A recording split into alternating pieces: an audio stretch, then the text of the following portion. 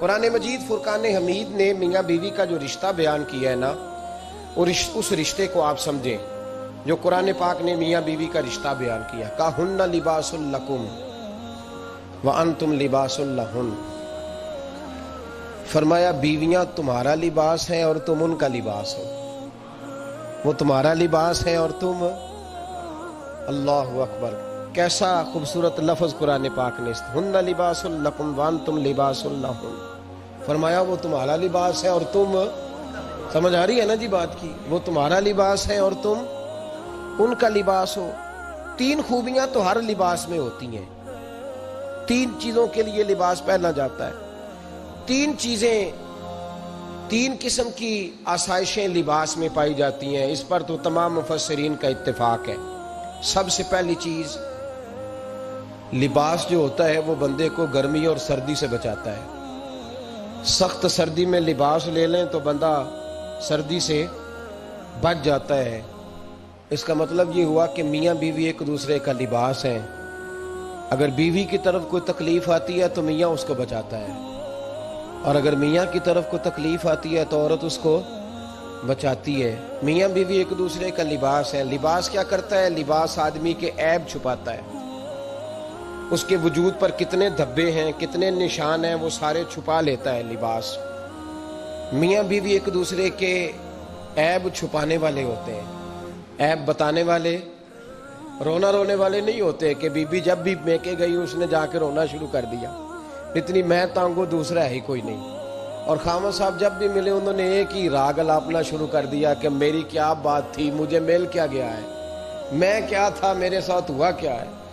تو لباس ہیں، ایک دوسرے کا عیب چھپائیں گے، بولیے ایک دوسرے کا عیب چھپائیں گے، ایک دوسرے کی غلطیوں کی پردہ پوشی کریں گے۔ اور تیسرا، لباس کا کیا مقصد ہوتا ہے؟ لباس شخصیت کا آئینہ دار ہوتا ہے۔ لباس آدمی کی اچھی اور خوبصورت طبیعت کا حصہ ہوتا ہے۔ جو لباس ہوتا ہے وہ انسان کو زینت بخشتا ہے، خوبصورت کر دیتا ہے۔ داڑھی والا آدمی ننگے سر پھرے تو خوبصورت نہیں لگتا، ٹوپی پہن لے تو بڑا پیارا لگتا ہے، ٹوپی پہنے تو بڑا، اور اگر امامہ باندھ لے تو نور نالا نور ہونا شروع ہو جاتا ہے۔ اللہ کرے آپ خوش ہو جائیں، آمین تو کہہ دیں، اور اللہ کرے فجر کی نماز آپ امامہ باندھ کے پڑھ لیں، آمین تو کہیں۔ چلو کونی جنہ دی داڑھی نہیں انہوں نے رکھنی چاہیے دیئے، جنہ دی نہیں ہونا نو موضوع نہیں تھا، پر ہماری بھی مجبوری ہے، داڑھی آئی جاتی ہے، ہر موضوع میں شامل ہو جاتی، رکھنی چاہیے۔ سب یاد رکھیں، لباس آدمی کو زینت دیتا ہے۔ قرآن مجید کے لفظوں پہ غور کرو، اگر تو شادی کے بعد بیوی کے آنے کی وجہ سے خامد کو سکون نہیں ملا تو اس کا مطلب ہے اس نے گھر کو زینت نہیں دی، اور اگر شادی کے بعد اس بچی کو تحفظ نہیں ملا، اس کو اپنے گھر کے اندر سکون نہیں ملا، تو اس کا مطلب ہے خامد نے اسے زینت، اس لباس نے زینت نہیں دی۔ میاں بیوی ایک دوسرے کا لباس ہے۔ اس مقدس رشتے کو اسلام نے باندھا، اور لباس کہہ کے باندھا۔ میرے رسول کریم علیہ السلام نے پہلے تو خارجی لوگوں کو منع کیا ہے۔ میری ذاتی رائے یہ ہے کہ میاں بیوی کی ذاتی لڑائی کوئی بھی نہیں ہوتی۔ ذاتی لڑائی، میری باتوں کی سمجھ تو آ رہی ہے نا آپ دوستوں؟ کوئی نہیں آ رہی؟ اللہ جزا دے آپ۔ میاں بیوی کی ذاتی لڑائی کوئی نہیں ہوتی۔ ہوتا پتہ کیا ہے؟ لڑکے سے پوچھیں کہ بتائے جناب کیا حال ہے، تو کہتے ہیں بیوی میری صحیح ہے، اس کے گھر والے نہیں صحیح۔ سنا ہے آپ نے بھی کبھی یہ لفظ؟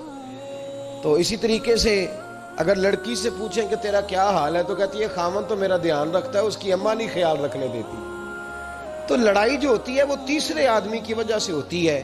تیری اماں آئی تھی تو اس طرح کہہ گئی، تو تیرا بھائی آ گیا تھا تو وہ یہ کہہ گیا، تیسرے فرد کی وجہ سے۔ میرے نبی کریم علیہ السلام نے تیسرے بندے کو سمجھایا ہے، تیسرے فرد کو حضور نے سمجھایا ہے۔ نبی پاک علیہ السلام نے فرمایا خبردار، ماں، بھائی، بیٹا، باپ، سارے لحاظ کریں، بسنے دے میاں بیوی۔ اگر شادی کر دیا تو ان کو سکون سے رہنے دو۔ تم دو جملے کہہ کے چلے گئے، کوئی عیب نکال کے جو چھپا ہوا تھا خامن کی نظر میں وہ نکال کے بتا دیا کہ تیری بیوی یہ کام بھی کرتی ہے۔ اب تم تو ہٹ گئے وہ بات کہہ کے، اب انہوں نے اکٹھے رہنا ہے، ان کی زندگی مصیبت کا شکار ہو گئی۔ آزمائش میں آ گئے وہ دونوں، ساری زندگی کڑتے رہے، ایک عیب نکال کے لڑکی کے گھر والے لڑکے کا اسے بتا کے چلے گئے تیرے خامد میں یہ عیب پایا جاتا ہے، وہ ساری زندگی کڑتے رہیں گے، تکلیف میں رہیں گے، انہوں نے تو کٹھے رہنا ہے۔ بتانے والا چلا گیا، میرے رسول کریم صلی اللہ علیہ وسلم فرماتے ہیں لعنتی ہے وہ شخص، لعنتی ہے وہ شخص۔ یا رسول اللہ کون سا؟ فرمایا جو بیوی کو مرد کے خلاف اکساتا ہے اور مرد کو بیوی کے خلاف اکساتا ہے، وہ لعنتی ہے، ملعون ہے، رحمت الہی سے دور ہے وہ شخص۔ انہیں قریب کرنے کی کوشش کر، تو ان کے اندر محبت پیدا کرنے کی کوشش کر۔ میرے نبی کریم علیہ الصلوۃ والسلام نے جب حضرت سیدہ فاطمہ الزہرا رضی اللہ تعالی عنہا اور جناب سیدنا علی المرتضیٰ رضی اللہ تعالی عنہ کی شادی کی تو نبی پاک نے دونوں کے سر جوڑے اور دونوں کے درمیان محبت کی دعا فرمائی، دونوں کے درمیان محبت کی دعا فرمائی۔ اور نبی پاک صلی اللہ علیہ وسلم حضرت فاطمہ کے سامنے جناب علی کے فضائل بیان فرماتے، اور جناب علی آتے تو نبی پاک فرماتے فاطمہ تو میرے وجود کا حصہ ہے، وہ تو میرے جگر کا ٹکڑا ہے۔ تو ان دونوں کے درمیان الفت پیدا، یہ سب سے پہلے تو خارجی لوگ اس بات کا خیال کریں، سب سے پہلے تو خارجی لوگ خیال کریں، توجہ دیں، ان کو بکھرنے سے بچائیں۔ اب میاں بیوی بھی سمجھ لیں کہ ہماری ذمہ داریاں کیا ہیں۔ مسند امام احمد بن حنبل میں حضرت ابو درداء رضی اللہ تعالیٰ عنہ سے حدیث مروی ہے، نبی کریم صلی اللہ علیہ وسلم کی بارگاہ میں ایک خاتون نے آ کے عرض کیا یا رسول اللہ صلی اللہ علیہ وسلم مجھے بتلائیے خاوند کا حق کیا ہے۔ یہ جو حدیث سنانے لگا ہوں نا، یہ بیٹی کو سنانی ہے، جا کے یہ ٹیلی فون کر کے بہن کو سنانی ہے، صرف بیوی کو سنانے کی نہیں ہوتی یہ چیزیں۔ یہ حدیث بیٹی کو سمجھائیں، بہن کو سمجھائیں، ان لوگوں کو سمجھائیں تاکہ، اور یہ یاد رکھیں خاوند کے حقوق اگر بچی کے گھر والے اسے سکھائیں نا تو اس کی سمجھ میں جلدی آ جائیں گے، اور بیوی کے حقوق اگر خاوند کے گھر والے اس کو سمجھائیں تو اس کی سمجھ میں بات جلدی آئے گی، وہ خیر خواہ سمجھتے ہیں اپنے رشتہ داروں۔ یہ والی حدیثیں ان لوگوں کو سنانی چاہیے جن لوگوں کا بچہ ہے یا بچی ہے، متعلقہ آدمی حقوق بیان کرے۔ جب متبادل چیز کسی کے سامنے آتی ہے تو وہ کئی دفعہ سمجھتے ہیں کہ خلوص اس میں پورا نہیں پایا جاتا۔ حضرت ابو درداء رضی اللہ تعالیٰ عنہ فرماتے ہیں ایک خاتون حضور کی بارگاہ میں آئی، عرض کرنے لگی یا رسول اللہ صلی اللہ علیہ وسلم میں نکاح کرنا چاہتی ہوں، شادی کرنا چاہتی ہوں، مجھے بتلائیے خاوند کا حق کیا ہے، اگر تو میں ادا کر سکتی ہوں تو میں نکاح کروں، ورنہ میں اس کام سے بچوں۔ میرے نبی کریم علیہ الصلوۃ والسلام نے فرمایا بی بی اگر خاوند کے ناک سے رینٹ نکلے، ریشہ نکلے، پیپ بہے اس کی ناک سے، اور بی بی اپنی زبان سے وہ صاف کر دے تو پھر بھی اس کا حق ادا نہیں ہوتا۔ حضرت ابو درداء کہتے ہیں آنکھ کھول کے اس عورت نے دیکھا تو میرے نبی پاک نے اگلے جملے ارشاد فرمائے، حضور نے فرمایا تو ان باتوں میں حیرت کر رہی ہے، میں اگر خدا کے علاوہ کسی کو سجدے کا حکم دیتا تو میں عورت کو کہتا اپنے خاوند کو سجدہ کرے، میں اس کو کہتا یہ کام کرے۔ میرے رسول کریم علیہ الصلوۃ والسلام نے حقوق کا تعین فرمایا، حقوق کا تعین فرمایا، اور نبی کریم صلی اللہ علیہ وسلم نے فرمایا جو عورت اس حال میں مر گئی، اس حال میں دنیا سے گئی کہ اس کا خاوند اس سے راضی تھا، اس کا شوہر اس سے راضی تھا، اس کا گھر والا اس سے مطمئن تھا، تو میرے نبی پاک فرماتے ہیں جب دنیا سے جائے گی تو رب کریم جنت کا دروازہ کھول کے فوراً ہی جنت میں داخل فرما دے گا، اس کو بغیر روک ٹوک جنت دے دی جائے گی۔ شرط یہ ہے کہ وہ جب دنیا سے جائے تو اس حال میں جائے کہ اس کا خاوند اس سے شکوے نہ کرتی پھرے، شکایتیں نہ کرتی پھرے، شکایتیں نہ کرے۔ ہمارے زمانے میں شکایتیں ہوتی ہیں اور خواتین، عورتیں اس بات کو سمجھتی نہیں کہ اللہ نے جو میرے نصیب میں رکھا تھا اور جو خاوند رب نے میرے لیے پسند کیا تھا وہ اللہ نے مجھے عطا فرما دیا ہے۔ وہ شکوے کرتی ہیں، شکایات کرتی ہیں، اور دوسری عورتوں کو سامنے رکھ کے وہ فلاں کے حصے میں یہ چیز آئی، فلاں کے حصے میں یہ چیز آئی، فلاں کا خاوند یوں کرتا ہے، شکوہ کرتی ہیں۔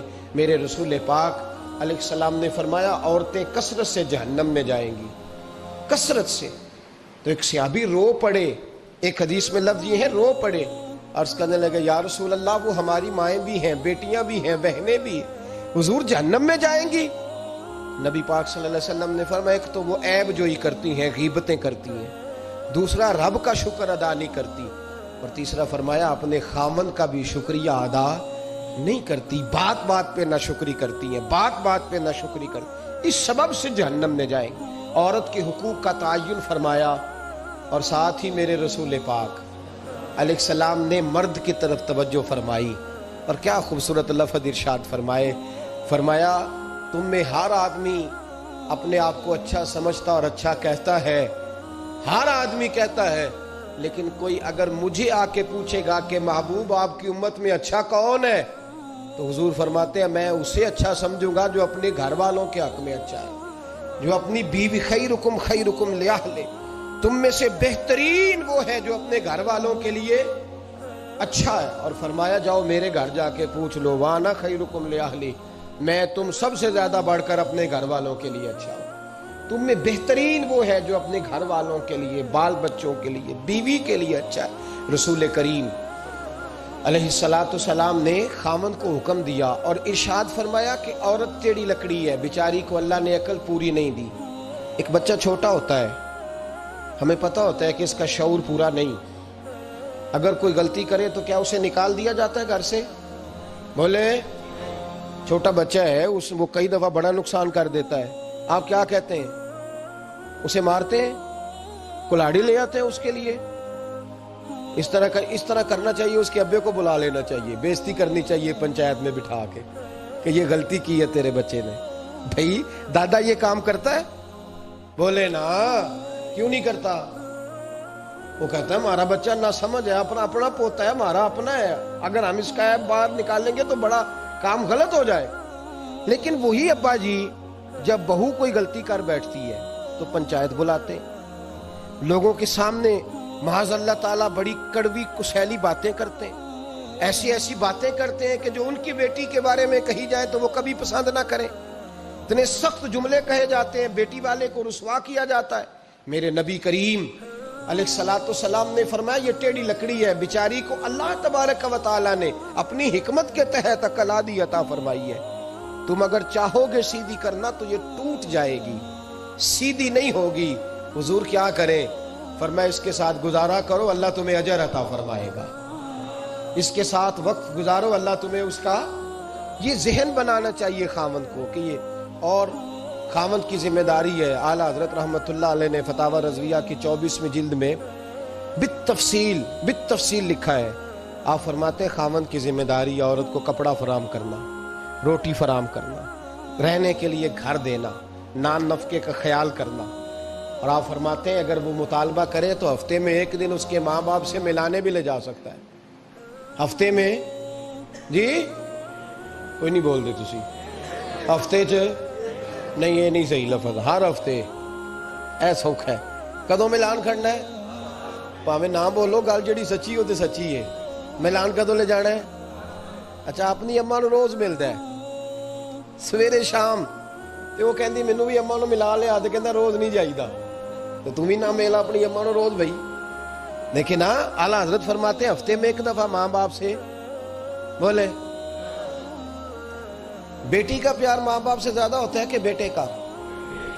तो सारे पता है, यानी तुम घट कर दे ना ता बेटी का ना लिया जे। सही बात कर रहा हूं? तो जिसका प्यार ज्यादा है उसको रोक दिया, कहते नहीं रोज नहीं जाइदा, साल बाद जाई। बल्कि उनते अल्लाह खैर करे, अल्लाह पाक फजल करे, दमाद साहब की इज्जत ही नहीं ना होती, उसको आंखों पे भी उठाए तो कहते तेरे घर दे मेरी इज्जत नहीं करते। पता नहीं हूं तू इज्जत भाईया केड़ी शह दा नाम रखिया, वो केड़ी है जिहड़ी तेनू चाहिदी है, अल्लाह ही बेहतर जानता है। इज्जत नहीं करते तो लिहाजा मेरा प्रोटोकॉल नहीं, फूल लेके खड़े नहीं होते गली में, वो बाहर नहीं निकलते, वो इश्तिहार नहीं छापते कि दामाद साहब आ रहे हैं। और वैसे भी मैं कहाँ जाऊँ, मतलब ये कि चिप्स भी नहीं है, उन्होंने संगे मार्बर भी नहीं लगवाया हुआ, तो मैं कैसे जाऊँ, मेरी शान के खिलाफ। आला हज़रत फरमाते हर हफ्ते वो बेटी जो है, तो बेटियां बेटियां होती हैं, तो ये तो उस दिन पता चलता है ना जब अपनी बेटी बंदा डोली में डालता है, फिर पता चलता है कि दिल करता है हर हफ्ते उसको मिलने को, दिल करता है कि वो आए, चेहरा दिखाए, एक दफा मिल जाए, हर हफ्ते उसको मिलवाने लेके जाए, उसकी गलतियां माफ करे, उसके आबों पे पर्दा डाले, उसकी कोताहियों का ख्याल करे, उससे दरगुजर करे।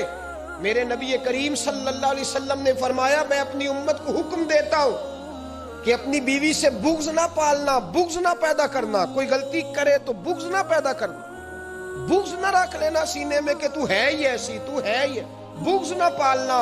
اور کیا خوبصورت لفظ ہیں حضرت خدیجہ الکبریٰ کے سرتاج کے، اور کیا لفظ ہیں جناب سیدہ آمنہ کے لال کے۔ میرے نبی پاک فرمانے لگے اگر تمہیں اپنی بیوی کی کوئی عادت ناپسند ہے تو غور کر لو، ڈھونڈ لو، اس میں ایسی بھی عادت تمہیں ضرور مل جائے گی جو تمہیں بڑی پسند ہوگی۔ ڈھونڈ لو، غور کر لو، مل جائے گی، کوئی ایسی بھی مل جائے گی جو تمہیں بڑی پسند ہوگی، وہ بھی تمہیں مل جائے گی۔ ڈھونڈو تو صحیح، تلاش تو کرو، بغض کی اینک نہ لگانا، بغض کی اینک لگا کے دیکھو گے تو کچھ نہیں ملے گا۔ نبی رحمت سید عالم صلی اللہ علیہ وسلم، پہلی بات یہ ہے کہ اللہ کے حبیب نے تعین فرمایا، اور پھر عملی طور پر حضور نے وہ چیزیں کر کے دکھائیں